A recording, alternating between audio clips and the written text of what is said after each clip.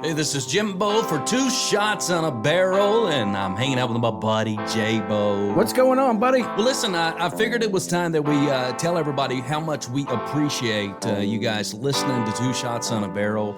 We would appreciate also, J-Bo, if they would go out and review the show, give us some good constructive criticism. But honestly, J-Bo, we like 5 stars and just really good comments. That's right. And if you could avoid doing it when you're really drunk, that would be a very helpful situation. You left a review for me on a page, and obviously you were 10 past where you should have been leaving that review. But yeah, just even if you have to lie, talk good about us, please. Absolutely. We're available on all kinds of podcast platforms, including iTunes, iHeartRadio, Spotify, you name it, we are out there. The other thing, J-Bo, is we would love to hear from you. If you know somebody that would love to be on the show, you can always reach out to us, J-Bo. Tell them That's right. We have an email, and we've had it for about a year now, but we keep forgetting to tell you we have it. It's twosshotspodcastshow@gmail.com. That's the number 2, twosshotspodcastshow@gmail.com. Please send us an email. And I think the cool thing to tell everybody too, J-Bo, is we're very active out on social media. We've got a Two Shots on a Barrel group page on Facebook. You're also a TikTok guy. I didn't realize you were a TikTok guy, but we actually do TikTok, Instagram, and all kinds of we're on everything. We're on everything. We're not really good at it, but we're on there. So get on there, laugh at our TikToks, and I'm sure I'll get Jim on a TikTok here before long. All it takes is for one to go viral, J-Bo, and as crazy stupid as you are, it's probably going to happen. It's going to happen. Either I'm going to get frostbit doing these TikToks, or we're going to have them go viral. So we're excited about Two Shots. We are broadcasting out of our studios here in Main Street, Bourbon Country. It's a state-of-the-art studios where we're going to have many, many guests and many, many shows for you to listen to. That's right. We're right here in the Pearl of Lebanon. Lebanon Health and Fitness in downtown Lebanon, Kentucky, just sideways of Rigetti's restaurant. Make sure when you are on the Bourbon Trail, if you're staying in Marion County in Lebanon, make sure you come by. They have a state-of-the-art fitness center. It's really a all-inclusive center for whether you're men, women. They've got a place that your kids, if you're coming in for the Bourbon Trail with your kids, I have no reason to understand why you would be doing that. But in case you are, they can do it all right here at Lebanon Health and Fitness. If you're only going to be here a day, they have $7 one-day fees to come in and work out all day long. Yeah, so can't beat it. Anyways, with that said, we appreciate you listening to our shows, and without further ado, it's Two Shots on a Barrel.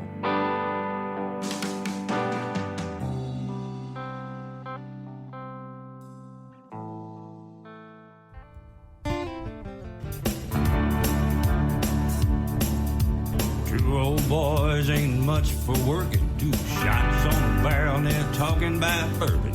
Talking about a few other things that they don't know. If you've got a question, no need to ask. They don't have a clue, so raise your glass. Take a sip with the Bowl Brothers. Now it's on with the show. From the heart of central Kentucky, the bourbon capital of the world, it's Two Shots on a Barrel with your host, a couple of hot shots of their own, the Bowl Brothers. What's up, J-Bo? That's the nicest thing Terry Wooley's ever called me, a hot shot. Thank you, Terry. Yeah. He just did that for promotional purposes to kind of make you sound good. Yeah. But hot shots. Yeah, it's good to be back in the studio. It's great to be back, and already busted open the Frank August, so it's a fantastic drink if you haven't had it. Absolutely. Suggest you try that out. Oh, yes. It's good stuff. We were, it just seems to be every time we're turning around, we're getting another bottle of Kentucky's finest juice.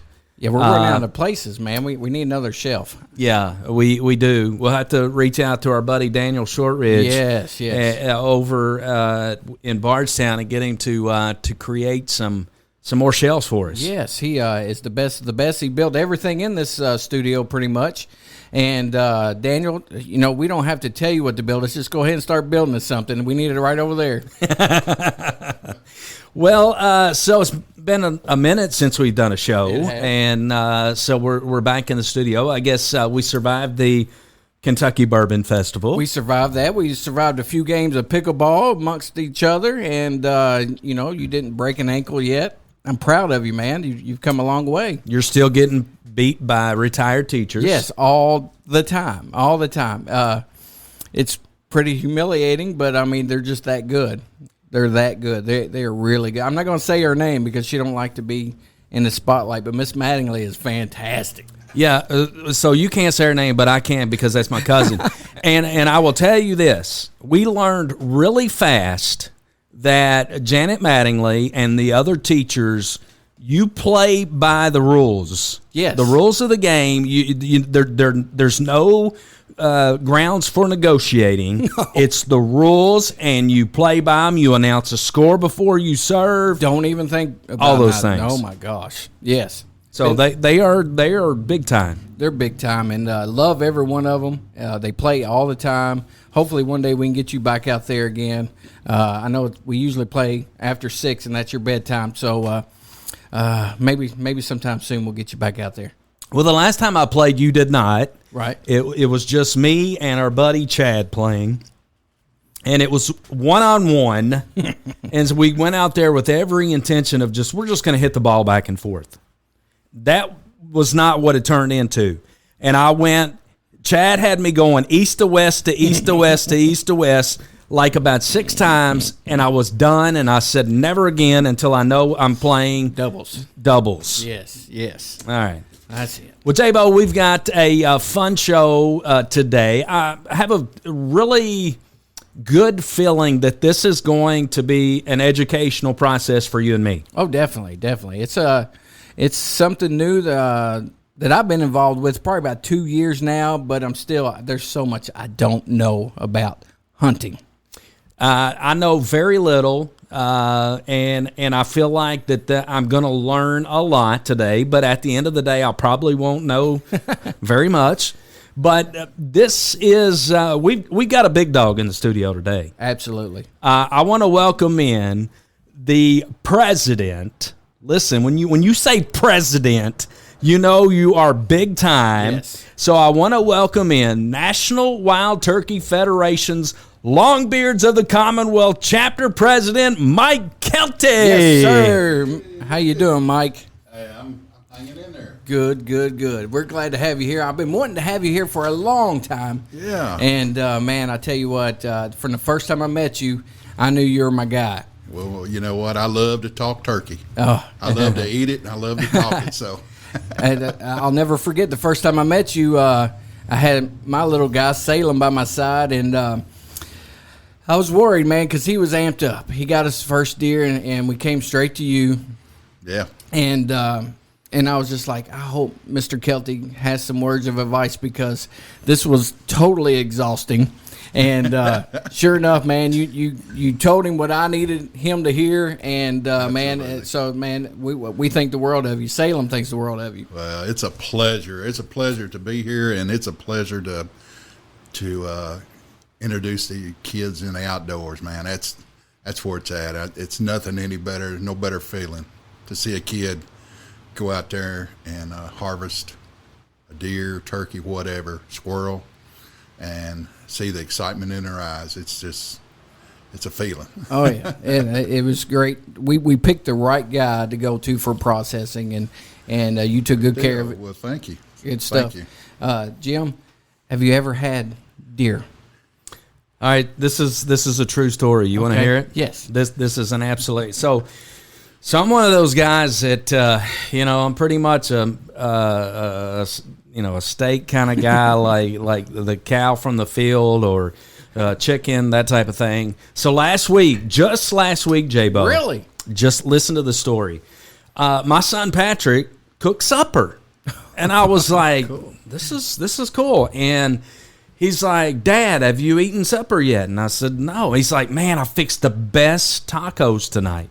I was like, cool, okay, I'll have some. So we were getting ready, hurry to go to a volleyball game. And so I go over there and I fix me the best looking plate of I like the not so much the tacos. I like the nachos. Right. So I had a big monster plate of nachos, and I'm going to town, and I'm thinking, "Dang, this is good." And Sharon goes, "Do you like your nachos?" And I said, "Is there a reason why I shouldn't like my nachos?" And I was like, now you're worried. "Is that not hamburger?" And she's like, she didn't say anything. She just had this face, and I was like, "Oh my gosh!" I just devoured some deer nachos, and I gotta tell you, they were fantastic. Make no mistake about it. But what it did, it took me back in time to when Patrick was about 12 or 13 years old, and he had his buddy Jack over, and these boys wanted some spaghetti. Yeah. And I take a loaf of deer meat, and I'm over there cooking that stuff, and I got to tell you, that did not sit well with my stomach while I was cooking that. And then they go over there and I put it on the plate and they're sitting there lapping up that spaghetti. I instantly went back to the day that they were lapping up deer spaghetti. So you were not wanting that story, No, were that's you? fantastic. I'm just glad. I remember the story about the spaghetti because there's more to it that we can't say. You got a little green. And Oh, absolutely. I mean, I dang near passed out. And I dang near passed out after I found out I was eating deer nachos. Hey, good stuff, though, man. Good stuff. Salem had summer sausage for lunch today at school. He took it to school with him. Oh, that's awesome. So that you made. So Awesome. All right, so golly, Jeremy, you've taken me in a Sorry, completely different direction than I thought we were going. So let's talk about Mike's processing. Let's kick off with that. How long have you been doing that? Well, I've been doing it for years. I used to be a butcher, so I never really got out of the butcher thing. So I would do processing for myself, friends, and family. And, I was just home, a little small in the garage, outfit, bought a grinder, bought a slicer, all that good stuff. And then I had so many people say, "Hey, can you do mine? Hey, can you do mine?" So a couple of years ago, I thought, you know what, I'm going to step out on the limb and just see where this goes.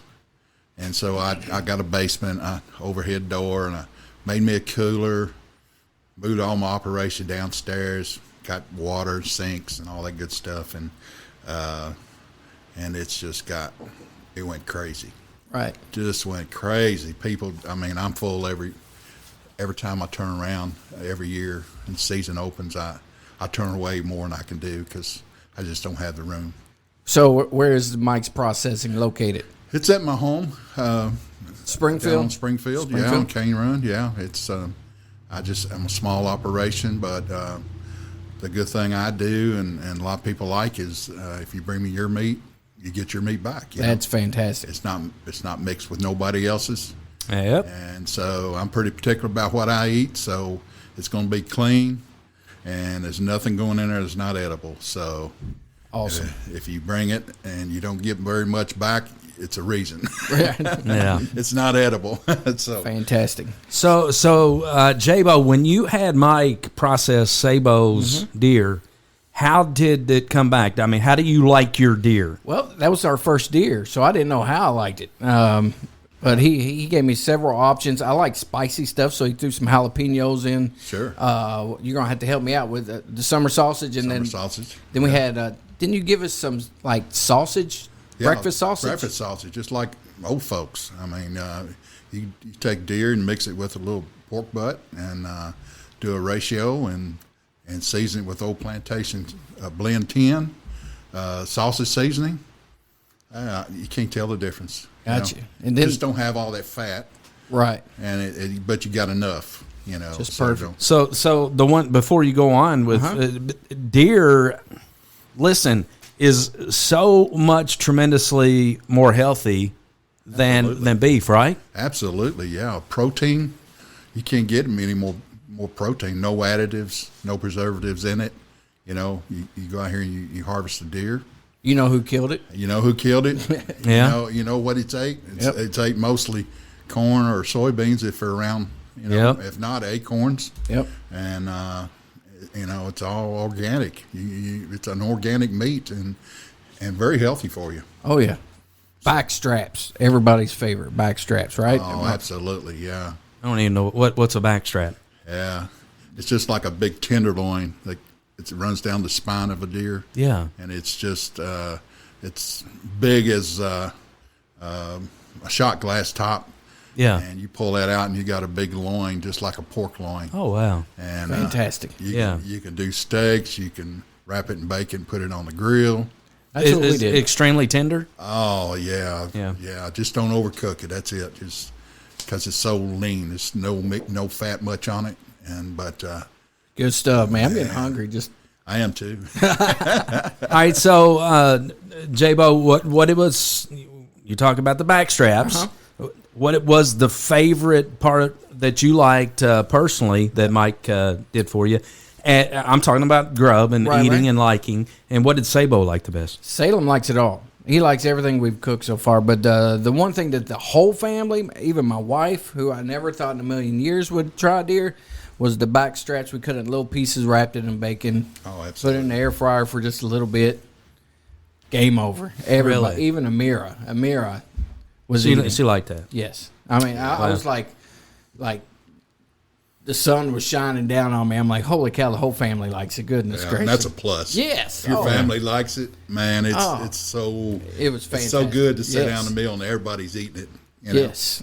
So great. it was very, very a good thing. Salem's, like I said, he took summer sausage to school today and ate it for lunch. Really? Yeah. So Did you get any of those like beef sticks?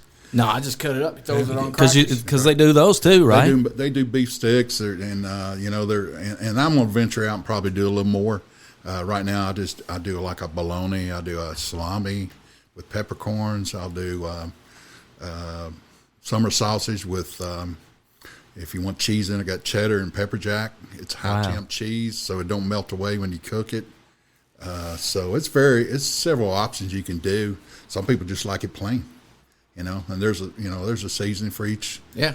You know, summer sausage. There's a seasoning. Everything's a little different flavor. So everybody's got their own preference. You know? So who do we call if like there's another Jeremy out there that gets his first deer, wants to come see Mike? What's your phone number, man, so they can call you? My cell is open anytime. It's 859-805-1577. Gotcha. Now look, all of y'all listening out there, if you go to Mike, you got to save me a spot. We still need to save a spot for Salem. I'm sure I'll never get one, but Salem wants to go see Mike Kelty again. Hey, Well, he's welcome. I have a feeling Mike and Salem are pretty tight. Mike doesn't know it, but Salem thinks they're best friends. Oh, I'm sure. I'm sure. Yeah, we got a relationship. We're Right. we're like it. We're like that. The thing that out of everything that I've heard though is the idea that when you take your deer to Mike, you're going to get your deer Yes, back. absolutely. And let's face it, that doesn't always happen. That's just truth disclosure.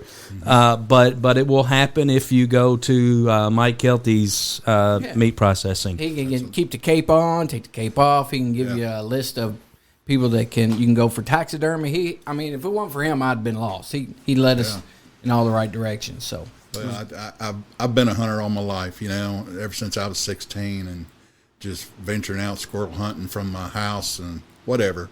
But made a lot of good relationships, a lot of friends in the hunting, and so you get to know people. You get to know who's good at doing this and who's good at doing that. So I keep them on a speed dial.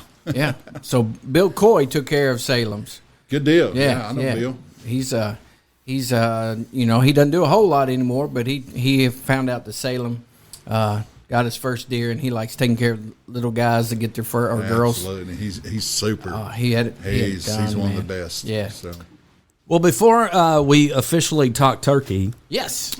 with Mike Kelty, he brought us a fantastic gift today, by the way. I mean, absolutely. This is an incredible gift. Tell him about it, J-Bo. I'm gonna let him tell about it because this bottle that you brought us, it's incredible. Thank you very much. absolutely, yeah. It's a one of a kind This is a project that the state chapter, Kentucky State Chapter Board of Directors with Wild Turkey Federation. This year is their 50th anniversary since Wild Turkey was started. So we want to do a little something extra. We want to raise a little more money. 90 cents of every dollar that we raise goes back on the ground. Awesome. So whatever we could do to make it a little better, to preserve habitat, whatever. So we come up with the idea, we're in Kentucky, what better way than to come up with a bourbon bottle that was engraved with our 50th anniversary on it. Fantastic. And autographed. Actually, yeah, that was a plus. So what really made it unique was once we got the engraving done, we found a vendor that would sell us a bottle and do the engraving free. Oh, wow. So we sent her a picture of our new logo, 50th anniversary and all that. She put that on there. And so we got our brains got to turning and say, you know what would be even a greater thing is to get some of the legends in Kentucky who started the Wild Turkey Federation in Kentucky 50 years ago. And luckily, those two guys were still living. Right. And so Harold Knight, who was a great friend of mine, super guy of Night and Hale Game Calls, and David Hale, we approached them, said, hey guys, we're doing this in Kentucky.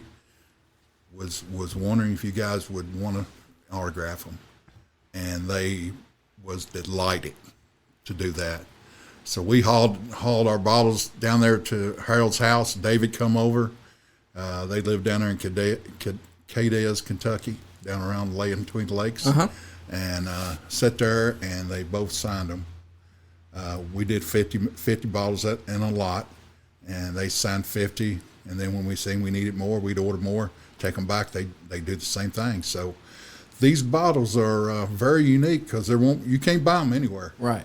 And when they're sold and when they're selling, it's over.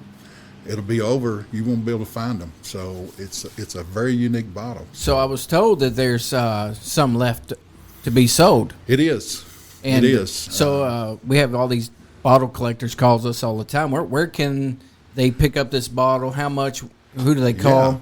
Yeah. Those bottles, we're going to push our sales through December 1st. And so anybody that wants one can contact any of the state board members if they know anybody else. If not, they can call me. Okay. At my number I gave you a while ago. And we can work it out. Okay. Those bottles are $250. Okay. Simply because they are a collector bottle.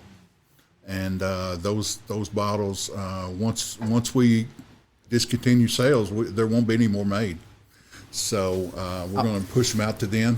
I'll take a picture and put it on our Facebook page. So if you'd like to see absolutely. it, Two Shots Facebook page. And another added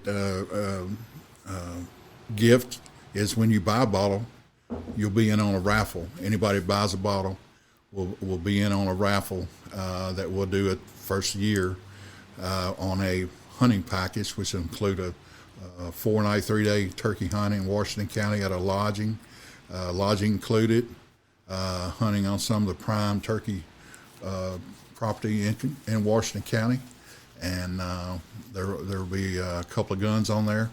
I think we got a duck hunt that's going to be on there, and probably a couple of other things. So somebody's going to go home with a nice package. Heck yeah, man. Lord. And you said how many's sold altogether? I mean, our goal was to sell 250, Okay. but we're probably right at about 100, a little bit over. okay. So your odds are pretty good. Odds are really good. Yeah, so you need to jump in and grab you a bottle, and make sure when you call Mike and buy one, you tell him you heard it on Two Shots. 2 shots. Yeah, that's right. man. That's right. That's killer. We appreciate that bottle. We'll go on that shelf forever. No, yeah, absolutely. We'll hook you up on our Two Shots page too. It's a beautiful Woodford Reserve bottle, and with the Kentucky Wild Turkey logo on the front and on the back with the number 50, which stands for the 50th anniversary of the National Wild Turkey Federation.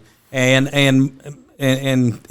what makes us even more unique, is those 2 autographs. Yeah. On this bottle. It's incredible. You know, the young kids today don't know night and hail game calls, who those guys were. And, you know, these guys are from Kentucky. These guys were the pioneers in the turkey industry to get wild turkeys back in Kentucky. Wow. And so, you know, I can remember when I was a kid watching videos of Night and Hail. They had all kinds of shows on any outdoor channel. And these guys were the king. Awesome. Well, Jim, let's take a quick break and then come back and talk about some more gobble. Yeah, I want to talk turkey, baby. Yeah, man. I want to talk turkey. I want to learn more about what the Federation does, who Mike Kelty is. I know he's turkey and deer's not the only thing this guy has fixed and ate, and so I want to talk some more critters with Mike Kelty as well when we come back. We can do it. All right, it's 2 Shots on a Barrel. Stick around. We got more 2 Shots on the way.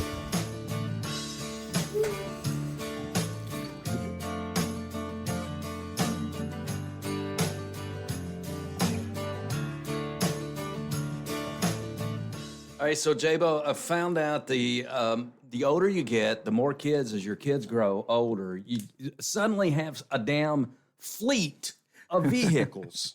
And the both of us, man, we can tell you all about it. We both have brand new 16-year-olds hitting the road. So let me tell you how often we're visiting big old tires these days. And it's important when you got your 16-year-old out on the road, you have good tires. Oh, absolutely. And the place to go, we know, is Big O Tires of Lebanon and Bardstown. That's right. Billy Taft has been doing this a long, long time. If you want advice on getting the perfect tire for the perfect vehicle, go to Billy Taft first at Big O Tire. And not only can they supply you with some great tires, they also can do oil changes, brake work, you name it. And here's the cool thing that really impressed me when I visited Billy Taft and Big O Tires the last time. That dude is customer service extraordinaire. Absolutely. He's been like that as long as I've known him. I've known him a long time. He's a great guy, just like off the court than he is on the court. He's just A+, and I love that dude. He's really, really genuine, and he knows his tires. And if you're having problems, let's say this weather's crazy, okay? It's raining a bunch.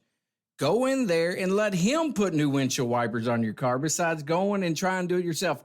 I'm speaking by experience here, Jim Reed. It's a terrible, terrible thing to do, putting wipers on yourself. No. Big believer in Big O Tires of Lebanon and Bardstown, right here in the heart of bourbon country. If you're in for the bourbon trail, your car kind of messes up on you, go see our friend Billy Taft. Pit stop, it's all it is. Pit stop, you're in and out, and off to the next distillery. There you go. Big O Tires of Lebanon and Bardstown, a proud sponsor of 2 Shots on a Barrel. All right, so one thing we've learned on 2 Shots is it's important to know where to go when you need a good attorney, Joe. Yes, sir. It's very important nowadays. We've had to get one of our own here lately, and we got the best in the business. We absolutely do, and we found out one morning when you go visit Don McCauley, you better enjoy bourbon and stick around for a while. Because not only is she very good and an expert attorney, she also knows her bourbon. She does know her bourbon, and she knows where to get it, and she will not tell me where the secret stash is located. But that's okay. But she'll bring out many of the unicorns that she has in her house, and we enjoyed spending time with her. But on a serious note, we know that folks listening out there need to have good legal representation. Don McCauley. Don McCauley, you are right. 144 West Main Street in Lebanon, Kentucky. Her phone number is 270-692-0684. If it's legal anything, she will take care of it. She will be there for you, and she will be the voice that you need to get through this situation. We're talking real estate law. We're talking business law. We're talking anything criminal related, divorce, you name it, bankruptcy, any of those things. Don McCauley can take care of you. If you're nervous and you just don't know which way to go, if you need that voice, call Don McCauley. Once again, 270-692-0684. Yeah, good stuff right here in Bourbon Country. Don McCauley, Law Office of Don McCauley. Thanks. Marion County Trail could be the best value in bourbon-themed travel in Kentucky. You'll experience one of the Kentucky Bourbon Trail's crown jewels, one of the Bourbon Trail Craft Tour's top-rated stops, and something you can't find anywhere else. Organized tours of a bourbon barrel manufacturing facility, all in one place. It's the Marion County Trail. Take your time to tour, dine, shop, and stay all along the way. Explore world-famous Maker's Mark, a hot ticket item on the Kentucky Bourbon Trail. Limestone Branch Distillery, home of world-famous Yellowstone bourbon, and one of the top-rated stops on the Kentucky Bourbon Trail Craft Tour. Kentucky Cooperage, the sprawling plant where the thriving bourbon industry's barrels are hand-built and seared with fire for bourbon aging flavor. And Lebanon, home of wonderful dining opportunities from home-cooked to chef-driven. Unique shopping opportunities, nowhere else to be found murals for your selfies, and overnight accommodations that range from traditional to bed and breakfast to bourbon-themed. Go to visitlebanonky.com for more details. Lebanon Tourist and Convention Commission, 270-692-0021. Tired of paying rent? Do you dream of owning your own home? Now's the time to make that dream a reality. Call Lisa, 270-402-4036. Have you outgrown your current home? Need more space? Or just the opposite? Are you looking to downsize? Call Lisa, 270-402-4036. Whether buying or selling, now is the time. Call Lisa, 270-402-4036. Lisa Kearns Realtor, Exit Realty Bluegrass, 270-402-4036. Call or text Lisa Kearns, the helpful agent.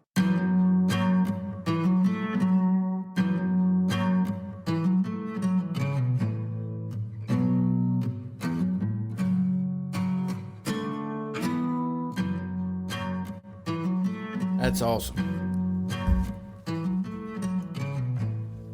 Whoa, we are back on Two Shots on the Barrel. Yes. You taking the headphones off? My ears are a little sweaty.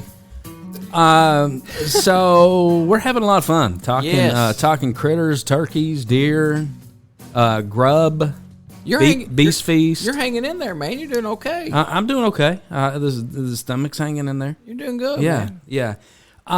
So here's a little quiz. I love giving J-Bo quiz questions. True, yeah, he loves it. And and Mike, I know you are a church-going guy. Jeremy is not very good at Bible trivia, so we will not touch on that tonight. Thank you. All right? I thought I was, but I'm not. If you could guess about how many wild turkeys are in Kentucky, what would be your guess? The population of wild turkeys in Kentucky? So at one point they were almost gone, if not gone totally. So I do know that. So I'm thinking 300,000. That is a pretty darn good guess. Now, I don't know this statistic. I'm not sure of the date, but I will tell you it is courtesy of the Kentucky Wild Turkey Population Status Report. Okay. It says a crude statewide population estimate is between 250 and 400,000 Sweet turkeys. Right there. And I couldn't get one of them. So you were there. The guy we got with us today probably could have, if you needed to extend a lifeline for some help with that question, I'm sure. Mike Kelty could have helped you. But so, all right, Mike, for people that are just like, all right, National Wildlife Turkey Federation, what do you guys do? Yeah. It was started in 1973 by a guy that just had a vision. He was an outdoorsman, and he knew that the turkey population wasn't where it needed to be. It used to be that turkeys were very, very abundant back in the day. But as times rolled on, people start moving into, America and had to have food supply. Turkey was a delicacy for a lot of people, and there was no rules or regulations. So, they killed as many as they needed to kill to feed their families. So turkeys got to the point that they were just about extinct. And so this guy had a vision that he wanted to bring wild turkeys back at whatever it took. So he started what he called the National Wild Turkey Federation. And so what he did was he went state to state trying to get guys to start a chapter. And then by doing chapters, they would have banquets. They would raise money. That money would be put into an account to use for the habitat and restoration of the wild turkey. And so every state had their own way of going about doing that. And in Kentucky, we had a handful of guys down around the land between the lakes that had that vision too, and wouldn't take no for an answer. So what they did, they started their first chapter down there. And so what we do, it's a nonprofit. All the money we raise, 90 cents of every dollar goes back on the ground. And we're strictly nonprofit, but our goal at this point in time is to educate kids about hunting, get the younger kids off the couch and the outdoors, get them off the iPads, off the phones, get them to get out there and enjoy God's creation. And not only kids, women also, and also men. You'd be surprised, there's never, we get the kids to get involved, the parents will follow. Absolutely. So, but the thing is, wild turkeys did make a comeback. It was one of the greatest success stories ever about wild turkeys in the United States. Over 7 million now. Wow. In the United States, but in Kentucky alone, really, really popular. So our goal now is, because of urban development, these farms are being sold in tracts and subdivision, so our goal now is to make sure they got the habitat, because turkeys are very vulnerable to predators, and they got to have a place to hatch their eggs. So what can you do? So, I mean, with these, every farm's being sold in tracts now, every one of them. Yeah, and so that's what do you something do? that we probably can't control. Right. The thing that we're doing at this point is these WMAs. We're investing our money into preserving WMAs. Wildlife management areas. Okay. And we're maintaining the habitat there to where the turkeys will have a place to live, and not only turkeys but all wildlife. Okay. Because blacktop and concrete is some place that they need cover to hatch their eggs from the predators, which could be owls, hawks, snakes, possums, bobcats, coyotes, bobcats, raccoons, especially raccoons will eat their eggs before they hatch. I got you. So and they got to have a place to have habitat to hatch their eggs. They can't be out in the open. And when that, if they are, even after they hatch, their survival rate is not good, because those guys are little bitty chicks for a while, and they're on the ground. They're not in the trees at this point. They're on the ground. And if they can make it 2 weeks, they're able to fly and get up. Their chances are 50% more at 2 weeks old. Really? That they can get up off the ground, because turkey, the grown turkeys roost, at night. Right. So they'll fly up in a tree, and that's where they'll stay till morning. They'll fly off the roost, and so little baby turkey, the mama will fly away from the baby. She will, if she hatches, when she lays eggs. That's really a critical point in her when she starts nesting and laying eggs. When she sits on that nest, then she stays on the nest until they hatch. But when they hatch, and then when they hatch, she's mostly will stay with them. Okay. Until they can get up off the ground with her. Okay. And she'll sit on a limb, and they'll get under her wings at night. Really? It's some beautiful pictures out there that shows that. But that's kind of where we're at now, to introduce. Get our hunting ages have declined. The guys that were older and can't hunt anymore, people are going to die. Right. And so our goal is to get people in the outdoors. Yeah. And we do some projects, have Kids Day, introduce them to shooting trap, shooting archery, just get them out there fishing, just get them outdoors and have a day of it. And when that happens, a lot of times, the parents will follow. So do you have a website or something when y'all do these sort of things? We do. NWTF /Kentucky.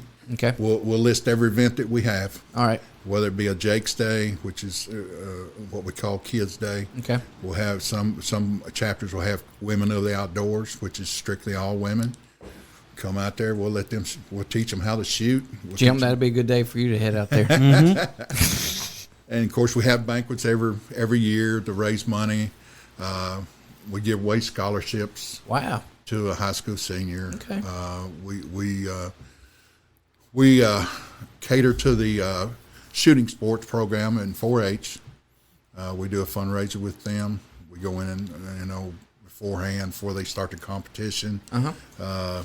We usually do a turkey 101 to let those kids see some mounts and how that turkey looks and the beards and the spurs and all that on the turkey. They're overwhelmed because they've never been that close to something. Right. And so we hope that they're in shooting sports, that we can entice them to stay a hunter after they get out. That's our goal. So Fantastic. Now, Jim, the local chapters are awesome, but evidently all these local chapters come together for a big party, right? I mean, big party. I'm talking like Ira Dean's there. There's Mark So Wills. you've been to these parties? I haven't, but I really, really, really wanted to go, and I really almost bought tickets last year or tried to. So I might bite the bullet and take me and you are going to go to where? Is it in Nashville still? It's in Nashville at the Opryland Hotel. It's the biggest event other than the Country Music Awards. Really? That they have 2,500 rooms sold out to rednecks all over the United States. I love it. Love it. And it's nothing but, of course, the national calling contest, turkey calling contest. It's held there. They have a taxidermy contest. They have over 400 vendors from all over the United States that come and set up booths that you can walk through and buy the latest, hottest item in the hunting industry. There's awards given during that 5-day event. There's a watering hole that has entertainment every day that you can go up there and We like water nose. pull your little bourbon and sit back and listen to some guys that are country music. Yeah. That are coming up, and they let them come in there and They play. had Little Big Town a few years back. Yeah. Several years back. They had, I know Ira Dean goes, formerly with Trick Pony, goes every year. So it's a good get together. You can go. You'll see people that you met the years before from all over the United States. Just sit around, just have a good homecoming. Heck yeah, man. And we need to go, Jim. and then we have on Friday night they have a big auction. Saturday night it's a big meal and an auction and use some entertainment. And they have they sell things such as all these hunts all over the United States just to raise money. And That's awesome. Bunch of good old boys. yeah, and then they usually top it off. Riley Green was there last year. That's right. Yeah, I love Riley Green. yeah. Yes. Chris Jansen was there 2 years in a row. Yeah. Entertained us. Yeah. Sarah Evans was there 1 year. See? These Josh boys don't Turner. mess around. They don't mess around.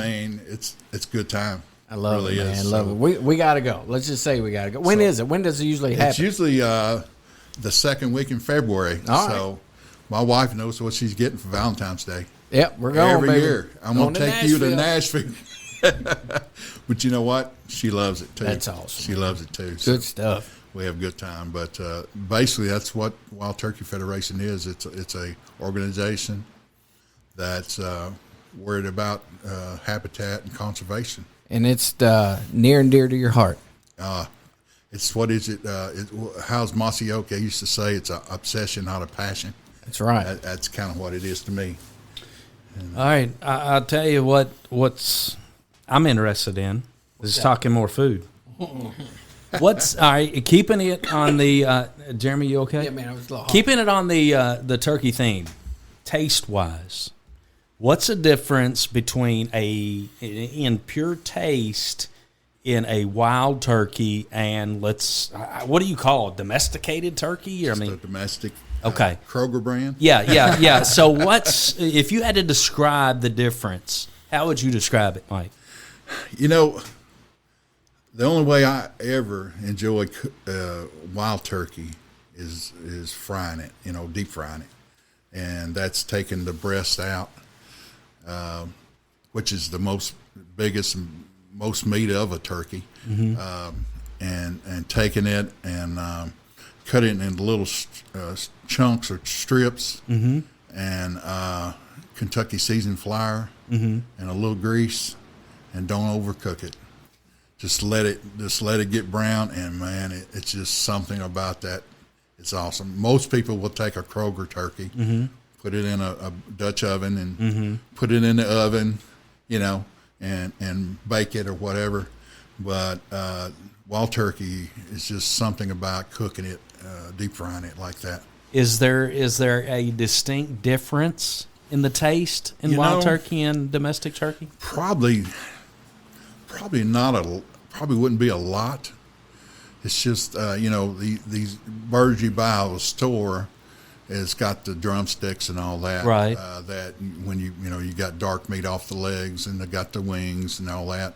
But a wild turkey, the legs are pretty tough because they walk around all day. Yeah. And so the legs are really tough. The best way I've ever cooked a wild turkey leg is to just boil it and let it just fall off the bone. And once it gets to that point, then put it in a food blender, grind it up, and make turkey salad. Oh, that sounds good. Put a little relish, a little mayo or whatever in it. Just eat it on a cracker or eat it on bread. Some people just throw the legs away. I don't. I eat it all. Yeah. But the only way I ever ate it, I have grilled it. Take a turkey and maybe do a marinade, and then put it on the grill. Just don't overcook it. And I've ate it that way. It's really good that way. So, sounds good to me. Hey, J-Bo, I kind of want to talk some gators because you guys were talking gators, and Mike's got a story to tell about gators. Okay. And we actually got some podcast buddies up in Indiana that have a gator cooking every year. So we're going to give them a plug right now. We'll come back with Mike and maybe talk some gators and other critters. Who knows what? Sounds good to me. That's coming your way right here on Two Shots on a Barrel. Absolutely. Are you looking for a clean, fun podcast that you can relate to? Well, we've got it for you. Cross the Line. The 1524 originates out of Indiana. Former high school rivals, now our buddies sitting around a speakeasy bar, talking about common day events, common things.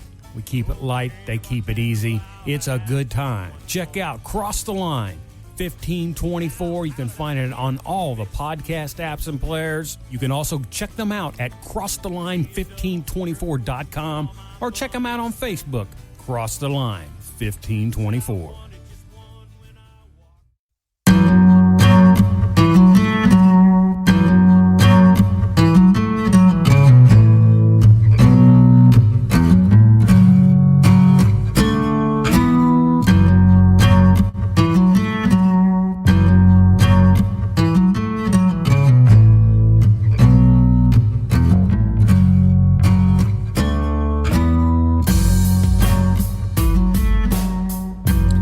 Love that coming back tune that we play so well. Two Shots on a Barrel. It's been a lot of fun. It's been a tough year as far as people say. How many shows y'all done? Between your plumbing issues. Plumbing. Yeah, your kidney stones. Yeah, your kidney stones. I was really thought, did we have plumbing issues? Yeah, and then I had this little spell. I mean, it has cut back on our shows. Yes. But 2024 is a brand new year, and so we're going to hit it hard. But we go for quality sometimes, and we've had some absolutely great shows this year, including our show today with Mike Kelty. Who, I guess it was at the break, our first break, you guys started talking about the Beast Feast. Yeah. That Mike has been involved in at the River of Life Church over in Springfield, and got to talking about alligators. Mm-hmm. And I heard him, so let me get this correct, Mike. You went on an alligator hunt in Florida. Tell me about going on an alligator hunt, because Jeremy, I know that's something he will want to do. Oh, absolutely. Is it similar to like I'm going on a bear hunt? Going on? No, it's not. It's almost, because you know what? Those two things, a bear and a gator, you know, they can hunt you as well as you hunt them. Good point. I wasn't real crazy about it, but it was something I had on my bucket list. You know what I mean? Oh yes. But I really didn't want to go the route that swamp people do. Oh, if you watch the show about reaching down and, you know, being in a little John boat. So no thanks. I was like, So they just will they just reach down and grab it by the head and kind of, I mean, you know, you watch swamp people. They, you know, they're it looks Knock 'em in the head. pretty dangerous. You know, but we were in a bigger boat. A good buddy of mine in Florida took us on a lake, and this lake had houses around it. I mean, these gators could actually crawl up in these people's backyards. Wow. So, but this lake was huge, and he would drive by it every day, and he would be able to tell what area of the lake these gators were before we got there. From slides. So he had a little bit of a vision for us. So we get there, we get on the water early morning, before daylight. And the water's like glass. I mean, it's just as flat, and you're waiting for the sun to come up. And all of a sudden, when the sun starts coming up, you start seeing heads popping up on the water. Oh, Lord. You just start hearing heads popping up. Some can be close, some can be far away. And he said, what we want to do, we want to look and see how far it is from the end of that gator's nose and where his tail is. Because that's a big gator. And he said, we don't want a little thing. We want, because the tag, if you get one that's small, you got to tag it. So we was looking, so you could actually see the silhouette of this gator in the water, they get right? on top of the water, you know, they're just floating along. Okay, all right. And so we got binoculars and we're checking them out. And, yeah, it's a pretty good size one right there. So all of a sudden he says, let's go for him. So starts the boat up. We zoom in on him, roll up on him, get up there close. Of course, he's going to go under. But this lake's not but 5-6 foot long, you know, deep. Right. And so when the gator goes under, what happens is he's swimming that big tail that's hitting the bottom, so bubbles are coming up. So you follow the bubbles.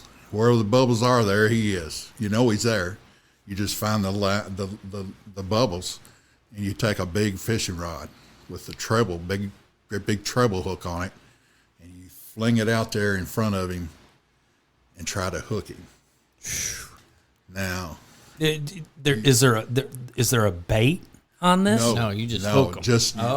You try to hook him either in the body, in the leg, in the head. Oh, and when you do, hang on. Are you laughing at me about that question? No, because no, I don't know about alligator hunting. I'm laughing about me when I was when you going to call it an elephant, but it's an alligator. Yeah. Once you hook it, how how crazy it's about to get. All right. Going, you know, and he's going to take off, and you reared back, holding on. You set your drag on this big rod. Couldn't imagine. And 45 minutes into it, you're still trying to reel him, and you're not gaining no ground. He takes off, and he finally gets a little bit tired, okay? So you're able to gain a little ground. You get to pulling, and, you know, you're getting a little bit of tired by the time, too. I'm getting ready to say, I'm going to get tired before he gets tired. Yeah. So the gator's pretty much bigger than the boat, lengthwise, right? Yeah. You know, you take a 9-foot alligator from the end of his nose to the end of his tail, that's a pretty nice gator. That's a big gator. So when he gets tired, eventually, after about 45 minutes to an hour, and he's right there beside your boat. You got him reeled in, and he's floating to the top, and you got a harpoon. It's got a rope on it. So you try to stick that in his neck where it's no bone, so it'll go in. It's got a burr edge on it, so when he goes in, it can't come out. So when you hit him with that, guess what? Game on again. It's on again. It's like a dog on a leash. So you hold on, and he's turning, he's flipping, and you don't have the pole on him anymore. You got the leash holding on to him with the harpoon. Gee whiz. And you're fighting him another 30 minutes probably, and he's a snapping and the mouth popping, And so when he finally gets hard enough, he'll float up to the top. And of course, where we were at, you can't shoot a gun, but you had a bang stick. You know, this bang stick had a .45 caliber shell that had a spring. It was spring loaded. So on the impact, on his top of his head, there's a spot about big as a $50. That's the area you got to hit. And when you hit him with that 45 shell will go off. It's not going to ricochet because it's right there. Right. You're not shooting across the water for the safety of the houses around. But when you hit him, a lot of times that's it. He's done. And then the fun starts. You got to reach in and get a hold of him and tape his mouth. Hope his buddy doesn't come up. All the other heads floating around. And you're watching the water at that time, making sure there's nothing else coming in, or at least making sure that one is completely dead. Yeah. You know, because So he may not be dead at this point. well, the guy we was with kind of fooled with it a little bit just to make sure with a hook, and my buddy who also got one that day. His wasn't dead. When he stuck the hook down there, the gator bit down on it. Holy So it's crap. like we had to hit him again. Yes. But you tape his mouth just to make sure before you get him in a boat, and then you pull him over the side, all 3 or 4 of you, and just lay him in the bottom of Sounds the like boat. a lot of work. It's pretty good work, but it's fun. Oh, I can imagine. Jim, we need to do it. Let's go.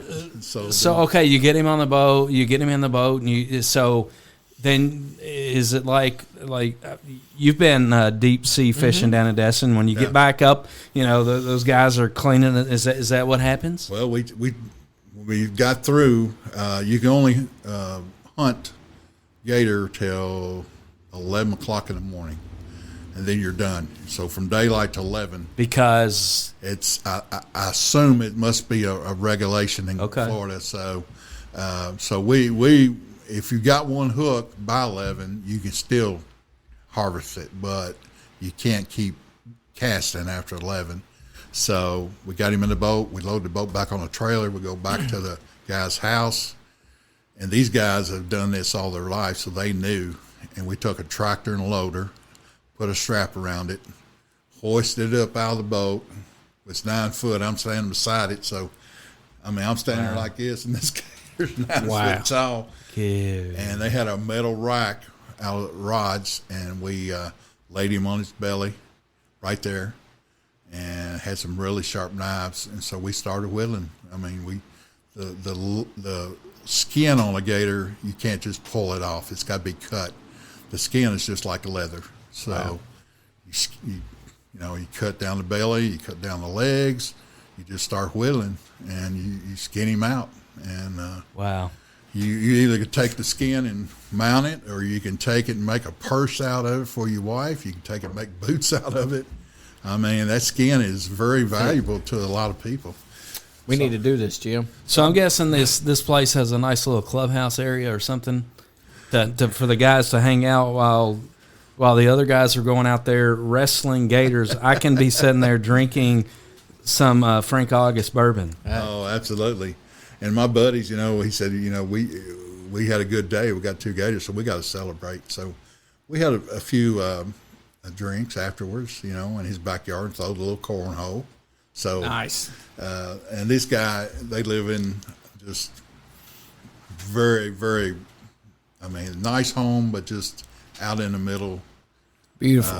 Of a place. And his dad lived in a camper behind them, and they had a walk-in freezer. So anytime they got anything like that, they had a freezer to put it in. They helped us skin it out. We took the meat, cut all the meat off the bone, froze it, put it in a cooler, and brought it all back home. To the beast feast. To the beast feast. That's awesome. Can you imagine Mickey Joe coming home one day and saying, J-Bo, what did you get in today? And you said, oh, I just wrestled a gator. She's like, okay. Good for you. Whatever. Salem, okay. That's how that would go. Incredible. So look. Yeah, so it's Mike, a fun thing. There's if you ever get a chance. Oh, we're going. Try. Jim and I are going. He doesn't know it yet, but I'm going to get online tonight. Yeah. figure that out. Like alligator hunting and haunted houses for me are similar. I don't do either. So just so you know, Oh, it is haunted house season, isn't it? it Jim? is, and I don't do either. That was his poke at me, reminding me not to ask him to go to a haunted house. I do not do haunted houses. You know, we've lost money because he's scared of haunted houses, Mike. For real. We've been offered to be sponsored by haunted houses around town, and Jim's like, no, I'm not doing it. So thanks, Jim. Oh, well. Guys, chicken.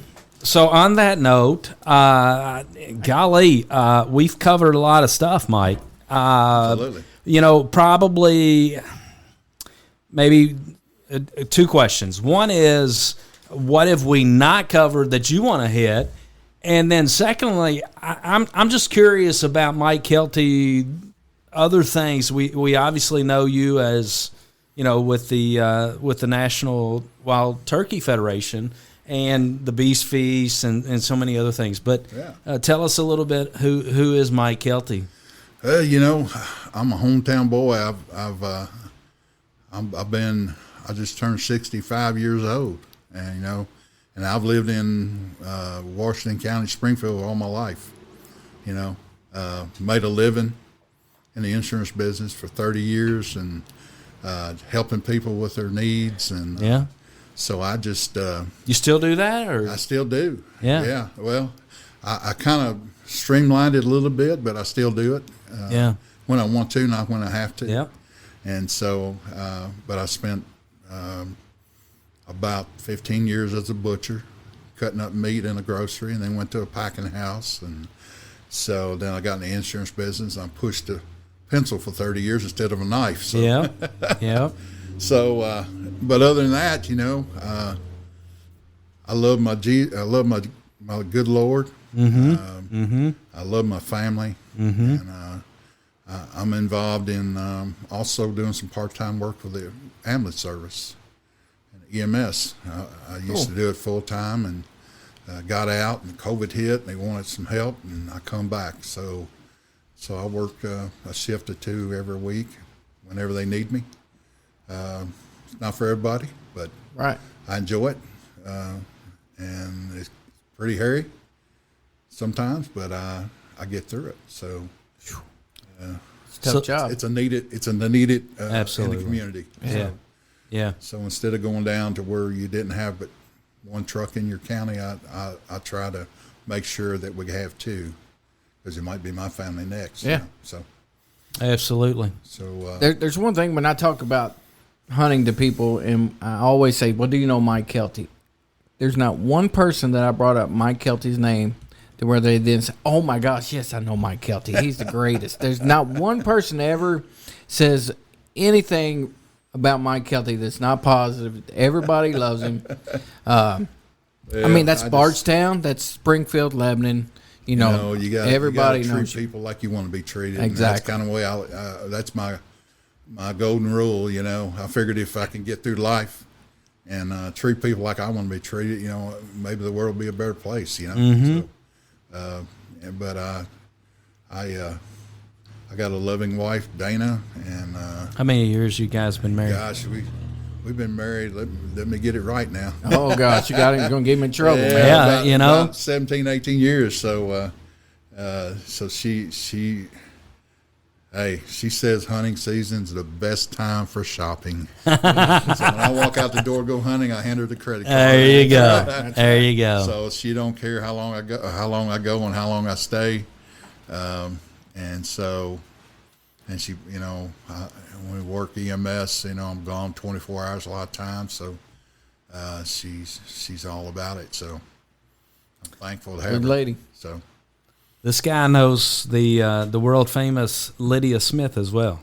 Really? Yes, he does. Yeah, she's one of my nieces. So Wow. she's energetic, so to speak. She is. She's running 16 different ways in one time. That's so, awesome, man. Yeah. She's quite gifted. Yeah. I found that out. My niece Grace got married, and so Lydia was out there, and I'm telling you, as some of her creations, and then even after that, we're doing the volleyball senior night, And so I realized Sharon had gotten these real nice gift baskets for the volleyball seniors, and they were the coolest writing on them. And I'm like, gosh, she did a good job on that. Oh, that was Lydia. I tell you, the girls, she could do that calligraphy. Oh yeah, freehand, top notch. And sometimes she'll do a video of her writing or doing something, and I could sit there and watch it all day. How perfected it is. It's pretty cool. Pretty cool. Good stuff. Yes, she actually did. You know, our prior guest we had on here, Ray Osborne, with Good Buddies. The bar down there, Lydia was instrumental in that. J-Bo, based on your little notes here, you never need to do calligraphy or anything like that. That's cat scratch. I'm just telling you. Cat scratch. I'm just telling you that's the case. Well, Mike, man, thank you so much for coming to our studios. Hey, man, it was a pleasure. I had a ball. And I hope to God that I get a deer this year. I mean, you know, I probably won't, but you're my man. If I get the go-to man. Yes. But look, I learned something. Don't call him Sunday morning because he's at church. Absolutely. Yeah. I called him first, and I was like, "Man, he's at church." And another thing that struck me early on in the conversation, Jeremy, I've known Mike since, I don't know, a few years ago. Mike came and onto the Sunday morning harvest show that I do on a Sunday morning. Yeah. Mike is not one of those guys that he strikes me that you call him Mr. Kelty.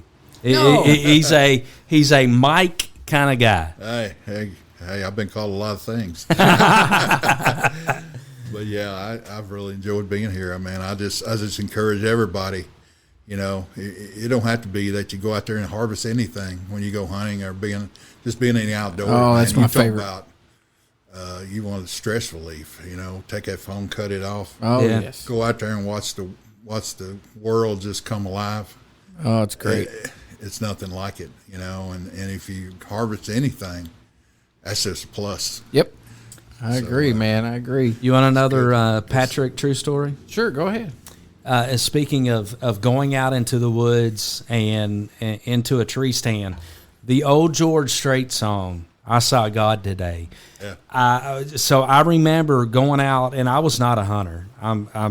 Golly, I was not a hunter, but Patrick was, and I would go out there when he was too young, and we would sit in the deer stand, and you can't help but look around at the beauty around you. Yeah. And you say that the George Strait song comes to you. I mean, it just does. Well, you can't help it. Well, you know, I tell people all the time, if you're out there early morning, watching the world just unfold, you're going to hear things that nobody else will hear. Yeah. And you're going to see things that nobody else will see. I mean, it's just amazing how much satisfaction that is to me. And I agree. You don't have to go to anywhere else and get any stress relief. That is it. Yeah, so, I agree. Anybody wants to go, man, just call me. I always need company. Awesome, man. So what's that website one more time for all things turkey? NWTF/Kentucky. We got a website for our state chapter, and you can go on there. You can see all the events in every county, the time and dates and what's going on, and so you can get plugged in. If you're not already a member of Wild Turkey Federation, you can become a member for $35. I'm going to do it tonight, and that's an annual membership. You get a book every 3 months, Turkey Call. Got a lot of great articles in it. Got all about what's going on all over the United States, who your contact is in each state if you need to get a hold of somebody. So I'm going to challenge all of our listeners right now to sign up this year. Let's do something big. Let's all sign up. Let's do it. It is. Also going to challenge all the listeners of the podcast.